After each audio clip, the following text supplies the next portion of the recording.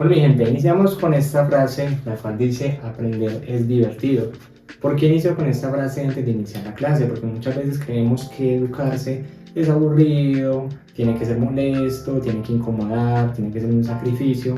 Y realmente cuando uno tiene claro el objetivo que quiere con las cosas, se divierte haciéndolo. Yo me divierto mucho estudiando.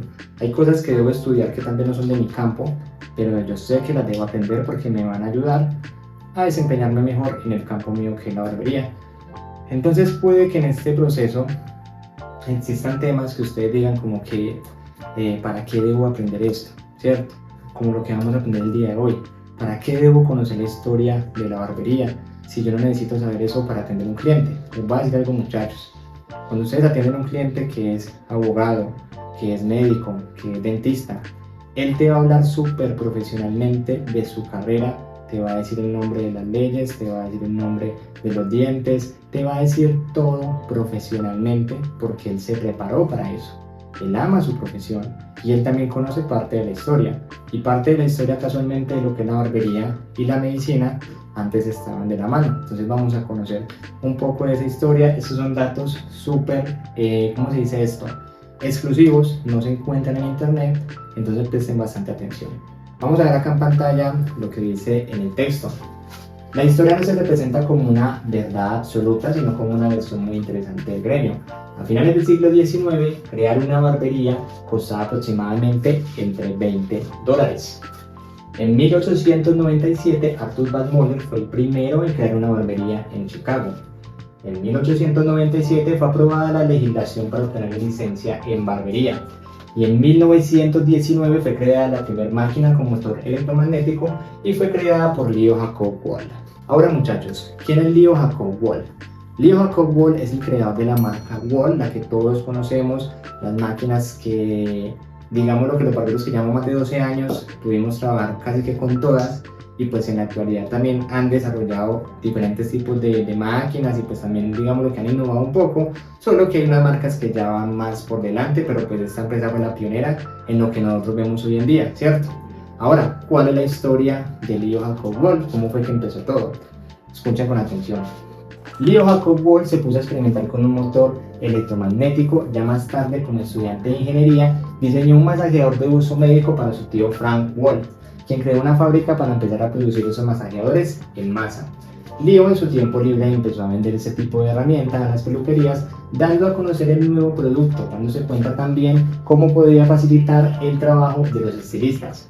El 14 de octubre de 1919, Leo solicitó las patentes para su nueva cortadora electromagnética y muy pronto empezó a realizar la fabricación en la flamante Manufacturing Company, y se trató de la primera máquina de uso realmente práctico, la cual tenía integrado dentro de su carcasa el motor en vez de estar conectada a otro motor.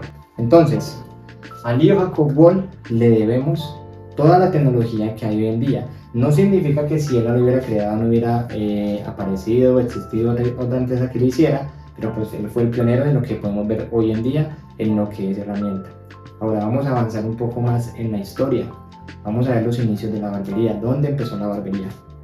Antes de continuar y contarles la historia de la barbería, recuerden lo que vimos al inicio del video. La historia no se representa como una verdad absoluta, sino como un acontecimiento muy interesante del gremio. Entonces lo que podemos rescatar hasta el día de hoy, lo que es la historia de la barbería, conocemos que inició en Egipto, en la época de bronce, y antiguamente los barberos también eran médicos y eran cirujanos. Se dedicaban a hacer las dos cosas, a arreglar las barbas y también a temas de medicina, pues que ahorita no les voy a profundizar mucho en el tema, ¿cierto? Hubo un tiempo donde ambas profesiones fueron separadas, lo que era la barbería y la medicina. Entonces, cuando las personas querían ir a un lugar donde todavía se trabajaran las dos cosas, o por lo menos se trabajaran extracciones de dientes, iban a una barbería donde tuviera un barber pool de madera y tuviera enrollado una toalla con sangre, ¿cierto? La toalla blanca pero llena de sangre, pues la toalla quedaba roja, ¿sí o no?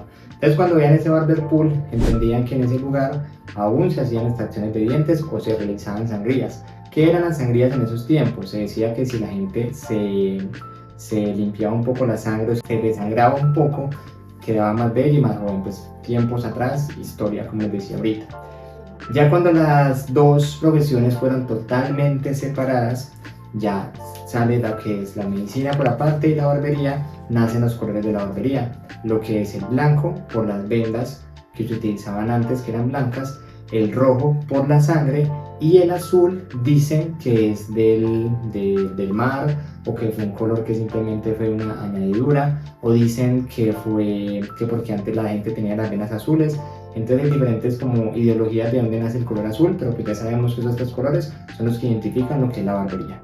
Bueno muchachos, eso fue todo por el día de hoy, espero que les haya gustado bastante.